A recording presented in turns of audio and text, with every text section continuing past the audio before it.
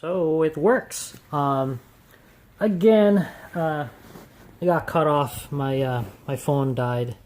Anyways, so as you can see, it works. Just I don't have cable. I never do because I don't need it. I just watch a lot of YouTube stuff. But as you can see, it works. Again, TV's working. I haven't plugged in. Well, I did actually. Works flawlessly. Like it.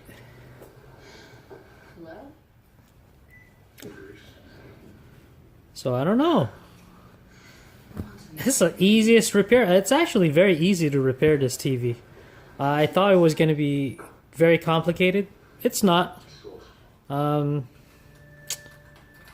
I'll link everything down in the description, and yeah, you can fix your TV too. There is hope. Well, if you guys enjoyed this content, like and subscribe.